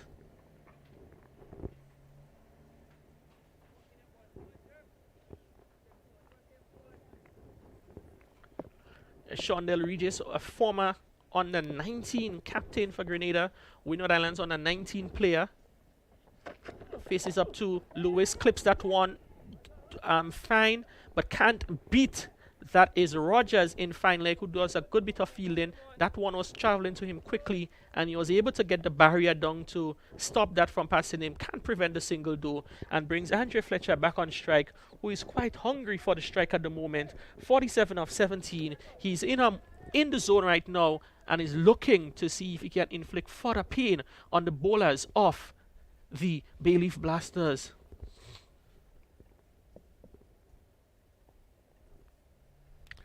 Just 2 deliveries left in the power play, and the Nutmeg Warriors, they've already rocked up 55 runs on the board. And Fletcher pulls well, dissects the fielder there between short fine leg and backward square for 4. Excellent shot there from Andre Fletcher, and with that boundary brings up his 50 runs of 18 balls, 21 minutes, 3 fours and 6 sixes, and the Spiceman show continues here at the National Stadium. Nutmeg Warriors 59 without loss, and 51 of those coming off the bat of Andre Fletcher.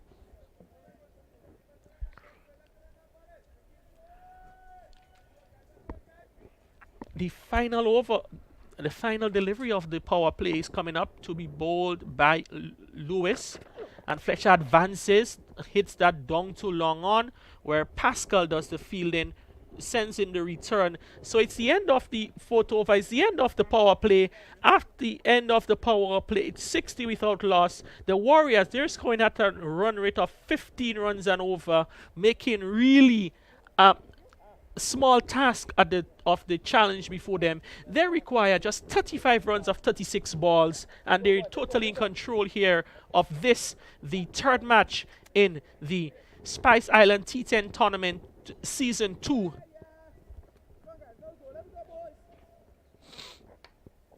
It's another change in the bowling. This now brings back into the attack Kavim Hodge, who his first over, he was severely punished by Andre Fletcher going for 17. You can easily say that the tone was set in the first over with 2 big sixes off the bat of Fletcher, and now Hodge with a bit of more protection is into bowl to Fletcher, and Fletcher opens up his hitting range, tries to hit that one over the mid-wicket area. He's not able to connect, and the ball trickles onto the onside, where Rogers comes in from the deep mid-wicket boundary to do the fielding. So the Blasters would be feeling a bit better with Andre Fletcher being on the non-striker's end, not having to deal with his firepower just for a fleeting moment.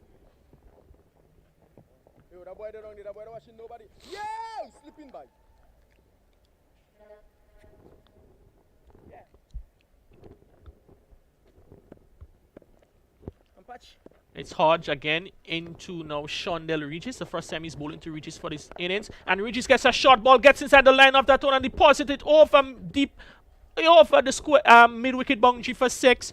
So here Hodge goes again, erring in length. And that one is picked up quite easily and early by Regis for another 6. And Regis now gets into the 6 hitting mood. It's the 7th 6 of the inning, and the Nutmeg Warriors, reminding you, they need in pursuit of 95 for victory. They are 67 without loss in over number 5. 34-28 required of just 34 balls, and it's now a walk in the park here at the National Stadium for the Nutmeg Warriors, the defending champions. They've started off the tournament strongly, sending a major statement that they are here and they're looking to defend the title in the 2nd edition.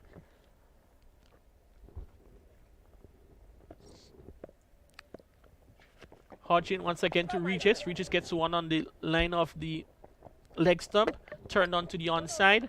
Hodge has to do the fielding of his own bowling. So all the fielders, 3 fielders deep on the leg side for Regis, as the right-handed Fletcher is back on strike. Quite a few fielders right in the boundary. We have 3 fielders out on the leg side, deep backward square, mid-wicket, long on. And for Fletcher out on the offside, we have long off and the cover. 27 runs to go. 27 runs needed. Wide outside the off stump, and Fletcher gets some bat onto that, plays it down onto the offside. Goes to Pascal, and Fletcher has to do some scampering. Excellent running there between the pair of Pascal and Shondell Regis. Sorry, Fletcher and Shondell Regis. Pascal had them scampering there with a rifle throw, but the batsmen, they were just quick enough to get through to complete 2 runs on that instance. It's 70 so far for the first wicket. 4.4 overs bowled.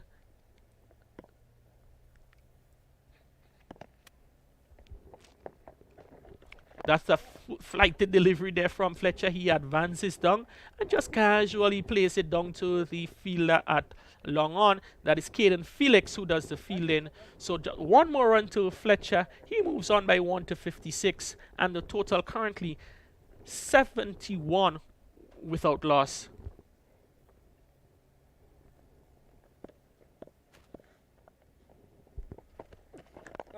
Another delivery on the line of the middle and leg stump, turned down towards Felix at long leg for long on for a single.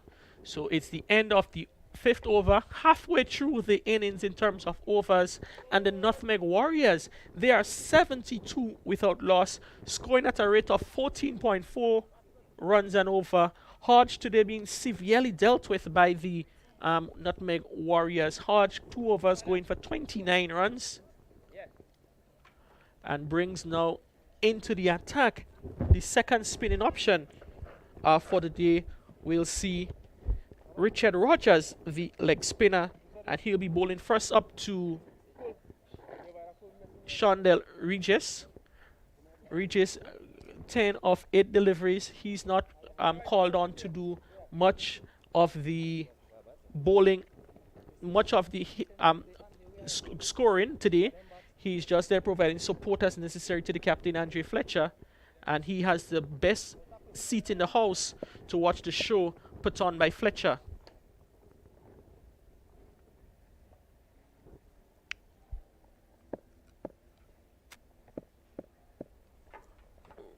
Rogers is into Regis, shot delivery, turning away against, goes through to the keeper, taken behind by Smith, as you can hear the encouragement being bellowed to the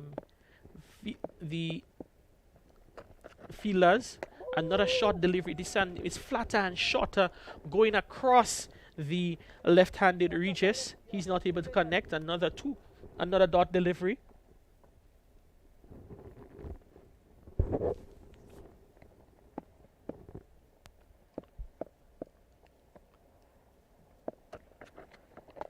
Regis advances down the track to a flatter delivery push through there by Rogers, and he's able to bowl 3 consecutive deliveries, which has certainly been a rarity so far in this inning. Mind you though that the Warriors, they don't need to do anything foolish. They just need 23 off 27 balls, and that one beats the pushing bat there of Shondell Regis. You can see he has a little bit of difficulties facing up to the bowling of Rogers so far in that over. 4 deliveries, 4 dot balls.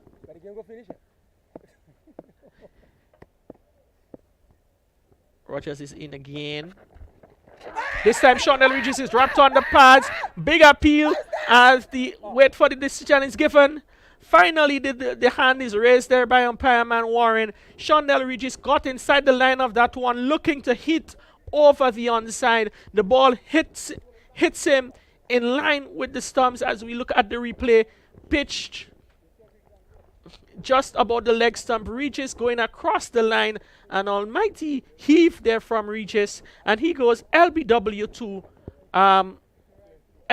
to Rogers for 10.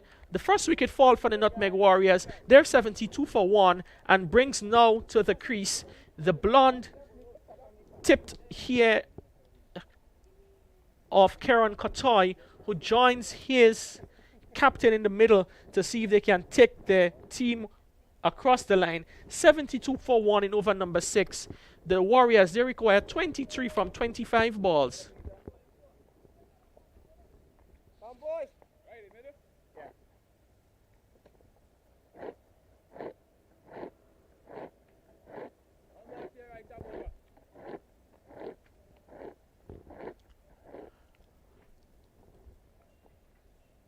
Hodge taking, that's Kotoy. Takes his mark. One left-hander replaces another left-hander, keeping the right-left-handed combination out there. Rogers so far, he has bowled 5 deliveries, 5 dot balls, picked up a wicket. Final delivery of the 6th over is coming up, and Kotoy swings across the line. And for a moment there, Pascal, who was on the mid-wicket boundary, thought he was in business, but the wind carried that one sailing over his head for a 6. Kieran Kotoy is off the mark with a 6, and the Nutmeg Warriors, after 6 overs, scoring at 13 runs and over. They're 78 for 1, require only 17 runs to register the 2nd victory in as many matches in the tournament.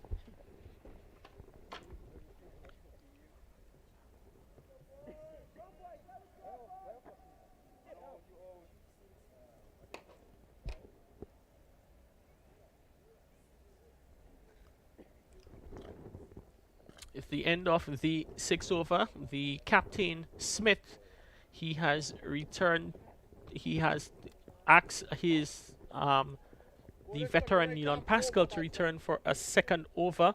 Pascal in his first over went for 16. Had a big shot there for LBW, which was turned down, and then Fletcher, he was able to hit him for a couple of touring 6s. 78 for 1 of 6 overs. To date in the innings, we've had 8 6s being scored, 6 off the bat of Andrew Fletcher, 1 each to Shondell Regis and Kieran Kotoy.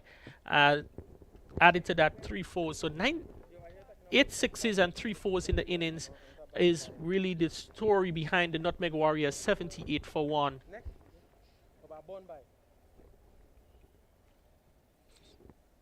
The field being set there by Captain Smith, as we can see, long leg. The fielder was shot in. He's pushed back to long leg on as deep backward square. Long on, 3 fielders out on the leg side. This one, Fletcher watches that one outside the off stump from Pascal. Signal wide by the umpire Roger Davis. So one more run to the total. That means that's one less run required by the Nutmeg Warriors. They now need only 16 runs. And we still have 24 deliveries to get them in. They still have 24 deliveries to get them in. It's the Dream 11 Spice Isle T10 Tournament Season 2. Reminding you that the second match of the day coming up at 2:30 Eastern Caribbean time. We'll see the entry of the second place finishers in last season's tournament. Cinnamon Pacers. And that time Fletcher scoops that one over the offside, goes down to the field at deep backward point. He comes off the boundary and does the fielding. That is Doobie set to keep the batsman to a single. Now 80 for 1. So yes, Cinnamon Pacers, the second place finishers in last season, will be coming up against the fourth place finishers, Ginger Generals, in what shapes up to be an exciting encounter between the two teams from last season, both playing their first match in the tournament today, and both of them would have high hopes of getting off the mark in their first match. For the left-handed Kotoy, we see 3 fielders back on the offside and 2 back on the leg side. The 2 on the leg side out is long on and mid-wicket. Kavim Hodge is being called in from deep backward point, and the third man is being sent back.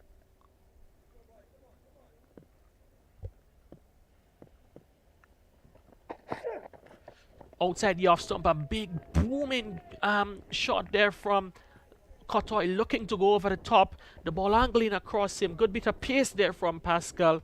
Beat the attempt by Kotoy and keeps the batsman quiet. He's on 6 for 2.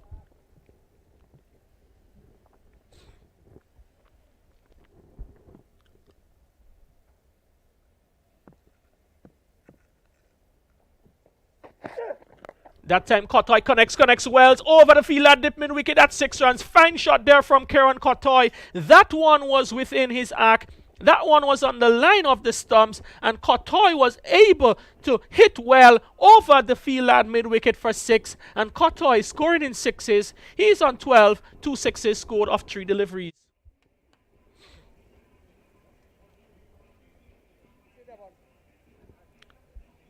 They're really making a small task here of the target being set by Nutmeg, by Bayleaf Blasters. The Warriors 86 for 1. They need 9 runs and all of 21 deliveries to get them. That time is a slower delivery from Pascal.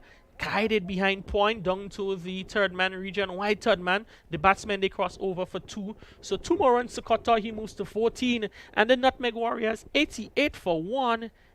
Smelling victory, which is just around the corner.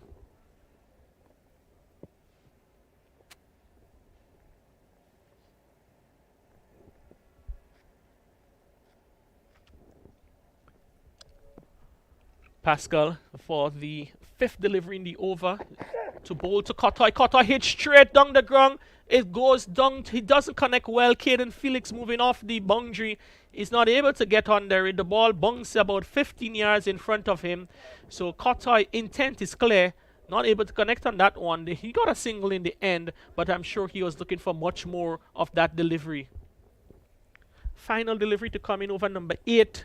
Warriors 89 for 1. 6 runs to score. And if I am a betting man, I would not bet against Andre Fletcher, looking to finish the match of that next delivery. Fletcher is 57 of 23. 3 4s and 6 6s. Oh, Fletcher stepped way outside the off stump. Pascal saw him coming, slide it down the leg side, and he was not able to hit the stumps. Fletcher survives at the end of the over. Nutmeg Warriors 89 for 1. Fletcher is 17. Koto is 15. And that's the end of the day's work for Pascal with the ball. 2 overs, none for 27. Warriors, they need 6 runs, and they have 3 overs in which to get them.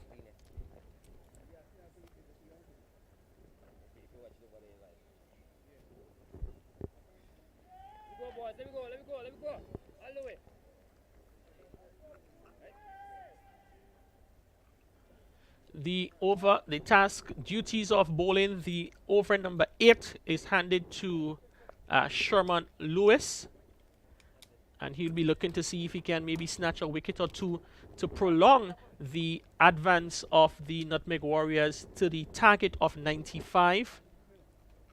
Sherman Lewis none for 14 in his solitary over to date. Looking to see if he can get an important wicket there in that, get a figure in the wicket column. The wicket to fall, Richard Rogers. He had Shondell reach his LBW for 10 in the previous over from that end.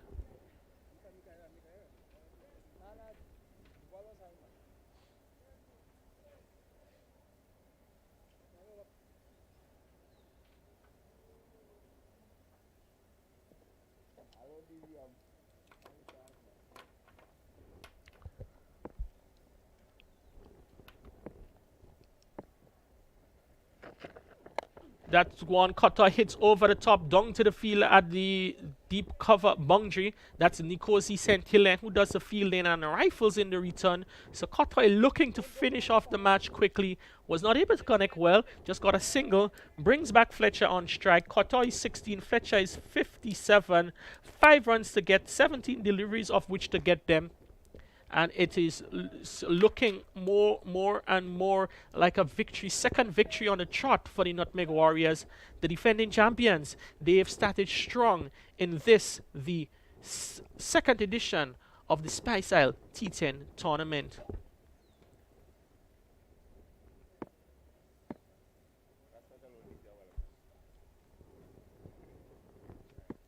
Here we go, Lewis once again.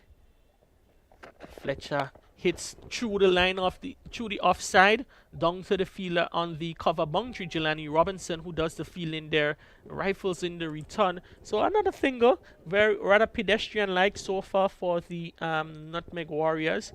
The past 3 or 4 runs all coming off singles, reminding you that they would have scored at an electric pace earlier on, very quick pace. The power play, they would have racked up 60 runs inside of the power play. Now they are afforded the luxury of just taking their time to cross the finish line. This time Kotoy hits down the ground, down too long on for a single. So 1 more runs to Kotoy. He's on 17 of 7. He certainly enjoyed himself out there in the middle so far. Joining the captain Andre Fletcher to steer the ship home across the finish line here in match number 2.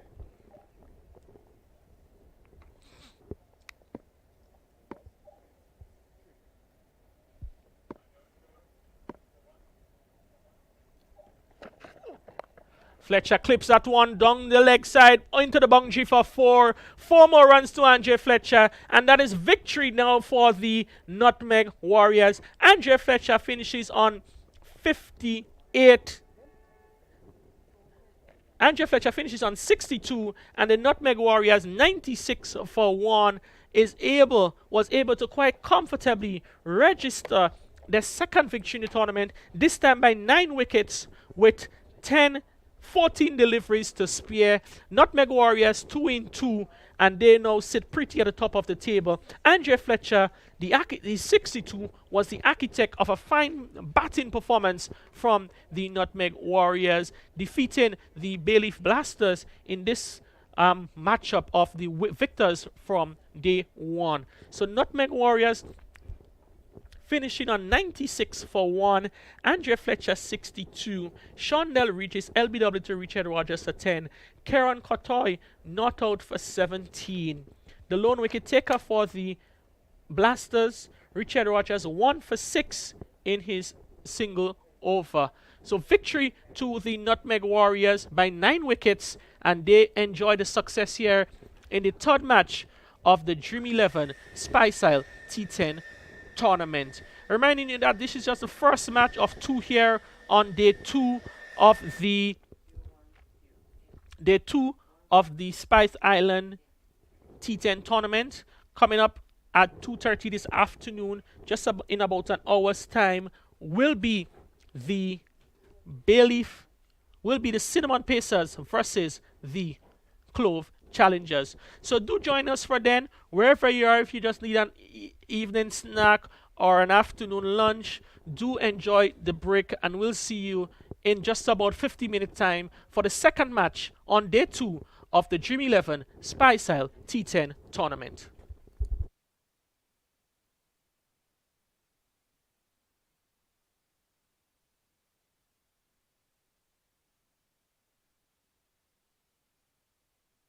Live from the stadium that delivered that memorable and emphatic win to the West Indies, Grenada, comes the Dream 11 Spice Isle T10 2.0 cricket competition. 30 matches, 14 days of exciting T10 cricket action. 6 teams, only one will be champions. See the likes of the Spiceman, Andre Fletcher, Devon Smith, international players Kesrick Williams, Alec Atenes, and more. Support your team. Love the game. Dream 11 Spice Isle T10 2.0 cricket competition, April 5th to the 18th, Grenada National Stadium. Pure spice of the Caribbean.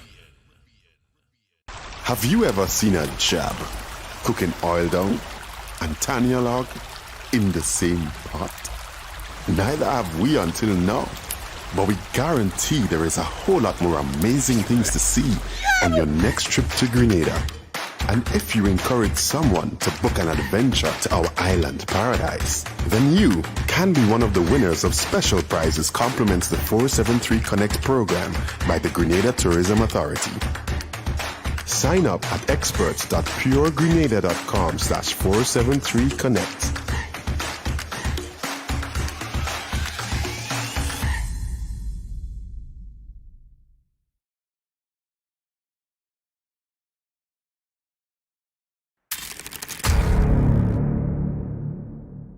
Deeply rooted in our rich ancestral traditions. Spice Mass, the return, a celebration of life. Welcome to Spice Mass 2022.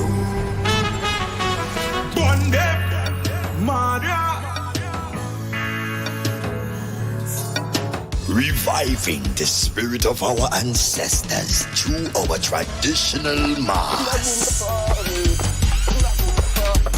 Jab, the unique celebration of freedom, drenched in black. Feel the power. The rejuvenating sound of pan.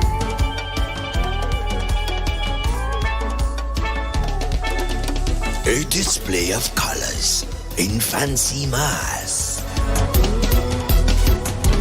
And the rebirth of calypso and soca music.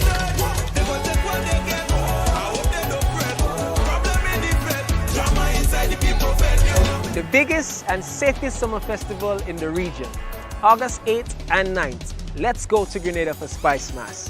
Call your booking agents and get your tickets today.